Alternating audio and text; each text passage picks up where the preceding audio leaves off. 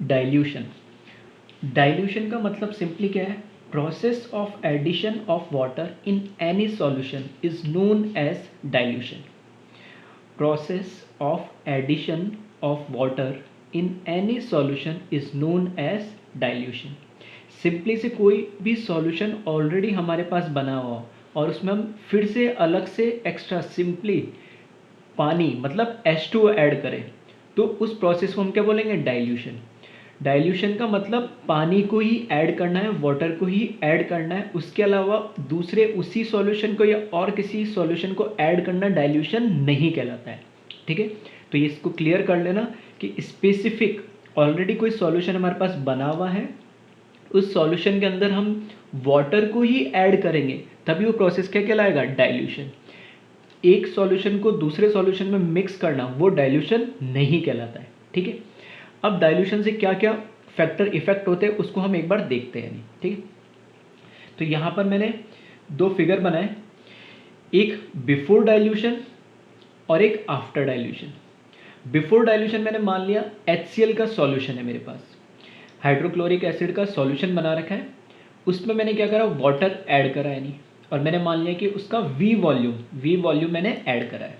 तो बाद में ये सॉल्यूशन ऑलरेडी मेरा जो बना हुआ था पहले से, उसमें मैंने कुछ वाटर ऐड करा, तो मेरा बाद में जो सॉल्यूशन बनेगा वो भी अभी क्या रहेगा तो HCl का ही, बस उसके कुछ फैक्टर्स लाइक मोलरिटी या वॉल्यूम चेंज हो जाएगा।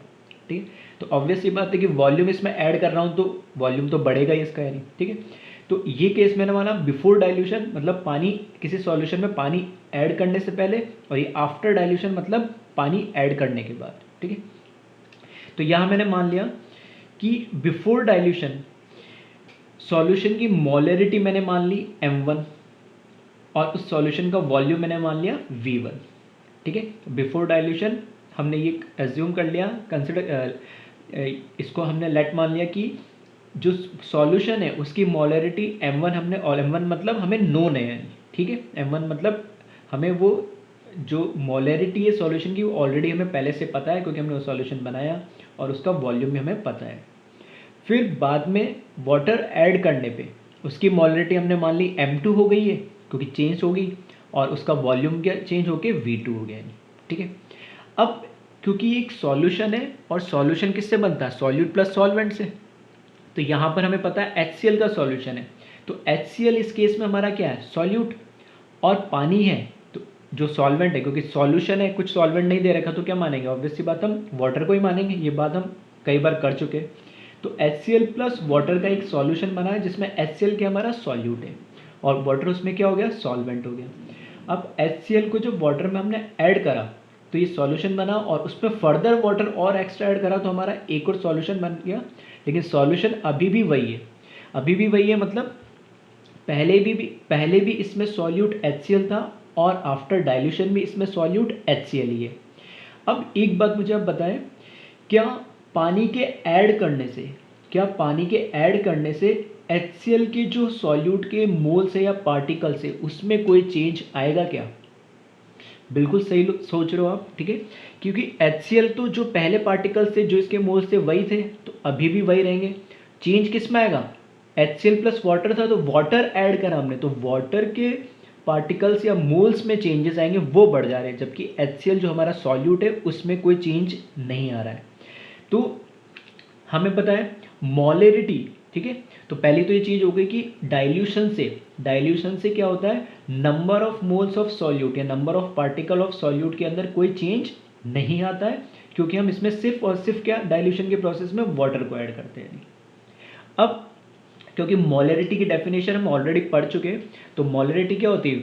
Number of moles of solute पर लीटर ऑफ सॉल्यूशन।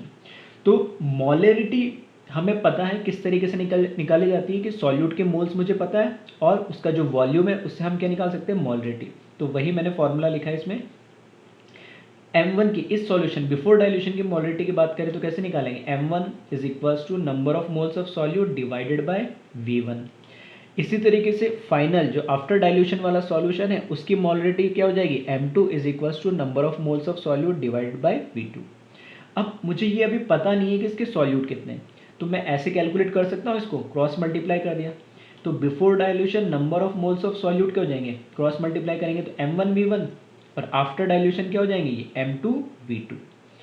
अब जो मैं अभी कह रहा था कि मोल्स जो है सॉल्यूट के वो बिफोर डाइल्यूशन भी उतने ही थे और आफ्टर डाइल्यूशन भी वो मोल्स क्या थे, उतने ही थे, इसमें कोई चेंज नहीं आया है। इसका मतलब मैं ऐसे बोल सकता हूँ क्या, number of moles of solute before dilution must be equals to number of moles of solute after dilution. Moles of solute before dilution, क्योंकि जो पहले मोल्स थे सॉल्यूट के सेम उतने ही रहेंगे जो डाइल्यूशन के बाद में होंगे, क्योंकि हमने पानी ऐड करा है, वाटर ऐड करा है, HCl या सॉल्यूट ऐड नहीं करा है, जिससे उसके मोल या पार्टिकल्स के नंबर में कोई चेंज आया नहीं। ठीक है, तो ये डाइल्यूशन से पहले के मोल है और ये डाइल्यूशन से बाद के मोल है। तो इन दोनों को हम इक्वल कर सकते हैं, क्योंकि मोल्स तो इक्वल होने ही चाहिए सॉल्यूट के। तो मैंने इन दोनों को इक्वल करेंगे तो हमारी इक्वेशन आ जाएगी m1v1 बिफोर डाइल्यूशन ये वैल्यू, और आफ्टर डाइल्यूशन m2v2 ये। तो m1v1 is equals to m2v2। तो ये डाइल्यूशन की एक इक्वेशन बन गई है, जिसके थ्रू अगर हमारे पास चार वेरिएबल है यहाँ पे, before dilution molarity, before dilution volume, after dilution molarity, after dilution volume, तो मैंने उसको m1v1 और m2v2 से दिया है। चार में से कोई भी तीन क्वांटिटी हमें दे रखी होगी तो चौथी क्वांटिटी को हम फोर्थ क्वांटिटी को ईजिली, ठीक है, हम कैलकुलेट कर सकते हैं। अब एक इससे आगे हम बात करते हैं कि जो इसका वॉल्यूम है आफ्टर डाइल्यूशन के बाद जो हमने वॉल्यूम माना है V2 और बिफोर डाइल्यूशन इसका वॉल्यूम है V1, अगर दोनों को हम कंपेयर करें तो कौन सा वॉल्यूम ज़्यादा होगा। ठीक है, तो बिल्कुल सबको समझ में आ रहा होगा, सबने सोच भी लिया होगा। ठीक है, और आप लोगों को पता भी लग गया होगा कि V2 ज़्यादा ही होगा, यानी क्यों, क्योंकि पहले V1 कुछ ना कुछ वॉल्यूम होगा। फॉर एग्जाम्पल मैंने मान लिया 50 ml, अब उस 50 ml में कुछ ना कुछ वॉल्यूम हम वाटर का ऐड ही कर रहे हैं।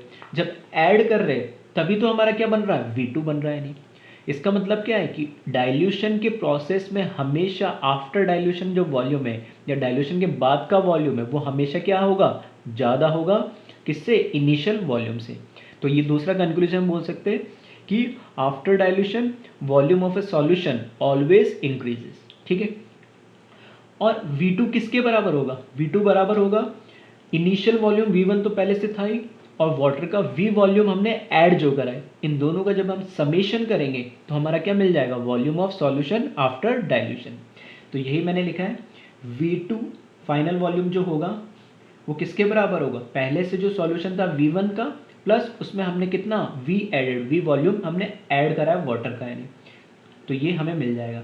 तो यहाँ से हमें पता है कि V2 और V1 में एक्स्ट्रा क्या ऐड हो रहा है, इसमें V एडेड, तो final volume is greater than V1। तो हमने number of moles of solute की बात करी पहली, कि वो कोई चेंज नहीं होता बिफोर डाइल्यूशन और आफ्टर डाइल्यूशन में। सेकंड बात करी हमने वॉल्यूम की, आफ्टर डाइल्यूशन वॉल्यूम हमेशा बढ़ता है। थर्ड हम बात करते हैं मोलरिटी की। अभी हमने ये इक्वेशन डेराइव करी, ठीक है, तो इस इक्वेशन के अकॉर्डिंग मैंने लिखा m1v1 is equals to m2v2, यही इक्वेशन को यहाँ लिखी, क्रॉस मल्टीप्लाई करा, m2 को मैं यहाँ ले गया m1 के और v1 को v2 के नीचे ले गया, तो ये m1 upon m2 is equals to v2 upon v1। ठीक है, सिंपल सा क्रॉस मल्टीप्लाई करा कि m2 को इसके नीचे लिख दिया और v1 को v2 के नीचे लिख दिया। अब मुझे पता है ये v2 अपॉन जो v1 है, अभी हमने देखा है कि v2 अपॉन v1 क्या होता है, दोनों में रिलेशन ये होता है कि v2 is greater than v1, मतलब ये वैल्यू इससे बड़ी होगी, तो इनका जो रेशियो होगा वो ऑब्वियस सी बात है, अगर न्यूमरेटर बड़ा है डिनोमिनेटर से तो उनका रेशियो भी क्या होगा, 1 से बड़ा ही आएगा, बिल्कुल आएगा। ठीक है, ये बेसिक मैथमेटिक्स से सबको समझ में आ रहा होगा। तो यहाँ से मैंने लिख दिया कि अगर ये वैल्यू 1 से बड़ी होगी तो क्या इनका रेशियो भी 1 से बड़ा ही आएगा, बिल्कुल आएगा। ठीक है, तो m1 upon m2 is greater than m1, यहाँ से मैंने इसको क्रॉस मल्टीप्लाई करा तो m1 is greater than m2। इसका क्या मतलब आया कि जो मोलरिटी है डाइल्यूशन करने से, जो मोलरिटी है डाइल्यूशन करने से कम हो जाती है, ये m2 कौन सी है, मोलरिटी आफ्टर डाइल्यूशन, जो क्या हुआ, डिक्रीज हो गई, और ये मोलरिटी क्या है, बिफोर डाइल्यूशन, जो m2 से ज़्यादा है। तो तीन कंक्लूजन हमने यहाँ से देखे। पहला, number of moles of solute, ठीक है, बिफोर डाइल्यूशन और आफ्टर डाइल्यूशन हमेशा क्या रहते हैं, डाइल्यूशन के प्रोसेस में कांस्टेंट या सेम रहते हैं। सेकंड, डाइल्यूशन करने से फाइनल वॉल्यूम क्या हो जाता है, हमेशा बढ़ता है, क्योंकि उसमें कुछ वाटर ऐड कर रहे हैं। और यहाँ से हमने मैथमेटिकली भी देखा है और वैसे भी थोड़ा लॉजिकल से हो सकते हो कि जब वॉल्यूम बढ़ रहा है तो ऑब्वियस सी बात है जो मोलरिटी वो क्या होगी, कम होगी। तो डाइल्यूशन के बाद जो मोलरिटी होती है वो क्या होती है, कम हो जाती है, डिक्रीज हो जाती है। ठीक है, तो एक बार इसे कॉपी कर ले आप।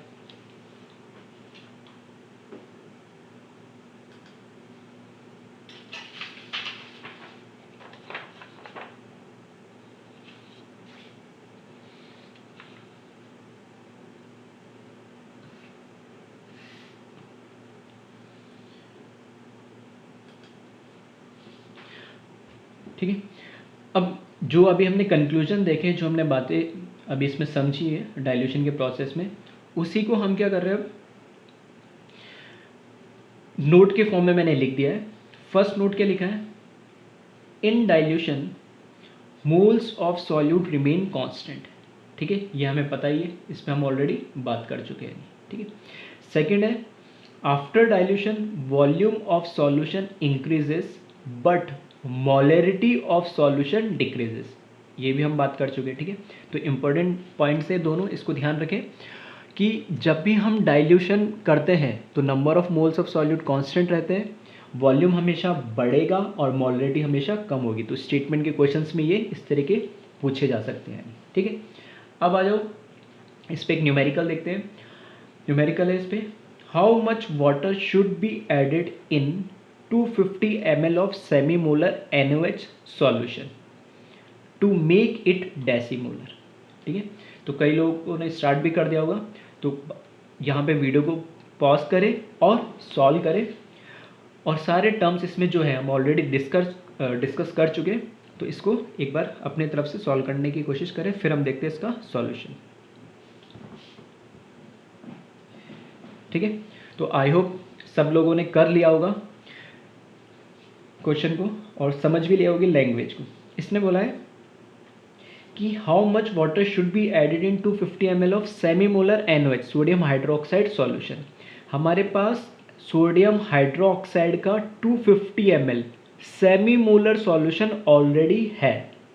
तो मुझे क्या पता लग गया, एक तो इसका इनिशियल वॉल्यूम पता लग गया और इसकी मोलरिटी। मैंने ये ऑलरेडी लास्ट पीछे पुराने लेक्चर्स में बताया कि सेमी मोलर, आमोलर, डेसीमोलर, सेंटीमोलर इस तरीके से भी पूछा जाता है। तो सेमी मोलर का मतलब क्या होता है, 1/2 मोलरिटी। ठीक है, तो 1 यानी मोलरिटी भी मुझे पता लग गई, हाफ या 1.5 मोलरिटी है और उसका वॉल्यूम कितना है 250। अब वो बोल रहा है कि इस जो सॉल्यूशन मेरे पास ऑलरेडी बना हुआ है, इस सॉल्यूशन के अंदर, ठीक है, ये जो सॉल्यूशन मेरे पास बना हुआ है, सॉल्यूशन के अंदर मैं कितना वाटर ऐड करूं ताकि वो सॉल्यूशन कैसा बन जाए, डेसीमोलर बन जाए, मतलब उसकी सॉल्यूशन की मोलरिटी क्या बन जाए, डेसीमोलर हो जाए। अब देखिए इसमें क्या क्या चीज़ें हमें दे रखी है। पहला तो बिफोर डाइल्यूशन की अगर मैं बात करूँ, ठीक है, इस क्वेश्चन की लैंग्वेज को ध्यान से पढ़ोगे तो कहीं पे भी डाइल्यूशन वर्ड कोई यूज़ नहीं करा हुआ है कि हम देख के बता देंगे डाइल्यूशन का क्वेश्चन है। तो एग्जाम में ऐसा नहीं है कि हर कॉन्सेप्ट में हर तरीके की वर्ड तुम्हें एग्जैक्टली मिलेगा तभी तुम उसके अकॉर्डिंग करोगे। ये तुम्हें थोड़ा सा सोचना पड़ेगा, ठीक है, माइंड को थोड़ा सा इतना दिमाग लगाना पड़ेगा कि वाटर इसमें ऐड कर रहे हैं, एक सॉल्यूशन बना हुआ है और उसमें वाटर ऐड कर रहे हैं। ठीक है, तो डाइल्यूशन को मैंने समझाया भी इसी तरीके से कि किसी भी सॉल्यूशन में पानी को ऐड करना, वाटर को ऐड करना ही क्या कहलाता है, डाइल्यूशन। तो जरूरी नहीं है कि डाइल्यूशन लिखा हुआ है। तो M1V1 = M2V2 ये कब लगाओगे ये तुम्हें क्लियर होना चाहिए। ठीक है, तो बिफोर डाइल्यूशन मैंने मान ली जो मोलरिटी है उसको मैंने नाम दिया M1 और वो मोलरिटी कितने दे रखी, सेमी मोलर। सेमी मोलर का मतलब कितना हो गया, 1/2। एंड जो वॉल्यूम है उसको मैंने नाम दिया V1 और वो कितना दे रखा हमें, 250 ml। ठीक है, आफ्टर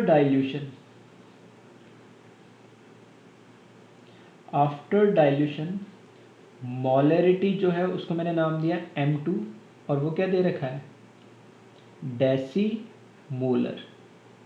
डेसी का मतलब कितना होता है, 1/10। ठीक है, और इसका जो वॉल्यूम है उसको मैंने नाम दिया V2 जो हमें अभी पता नहीं है। अब पहला सवाल तो कई लोग इसी में कंफ्यूज हो रहे होंगे कि पूछा क्या है क्वेश्चन में, क्या उसने V2 पूछा है? ठीक है, तो कई लोग बिल्कुल समझ रहे होंगे, बिल्कुल नहीं, V2 नहीं पूछा उसने ये पूछा है कि हमारे पास ये सॉल्यूशन जो बना हुआ है किसका, NaOH का सॉल्यूशन है जिसकी मोलरिटी M1 और वॉल्यूम V1 है, उसमें हमने कुछ वाटर ऐड करा है। ठीक है, उसको मैंने V एडेड नाम दे दिया, तो हमारा फाइनल सॉल्यूशन बन गया ये। सॉल्यूशन तो अभी भी NaOH का रहेगा और इसकी मोलरिटी हो गई M2 और वॉल्यूम हो गया V2। तो इस सॉल्यूशन के अंदर वाटर ऐड करा और उसकी मोलरिटी होगी M2 V2। तो क्वेश्चन ये पूछा है उसने कि इस सॉल्यूशन के अंदर ये वाटर, ये पानी कितना ऐड करे ताकि ये जो सॉल्यूशन है इसकी मोलरिटी डेसीमोलर हो जाए। आई बात समझ में? तो यहाँ पर V2 नहीं पूछा है, लेकिन V2 हमें दे भी नहीं रखा है, तो पहले हमें क्या कैलकुलेट करना पड़ेगा, V2। जब V2 हमें कैलकुलेट हम कर लेंगे तो हमें पता लग जाएगा, क्योंकि V2 क्या होता है, final volume, initial volume plus जो हमने ऐड करा है। ठीक है, तो आई होप सबको समझ में आ रहा होगा कि लॉजिक क्या है इस क्वेश्चन का। ठीक है, तो हम M1 is equals to V1, M1 V1 into M2 V2।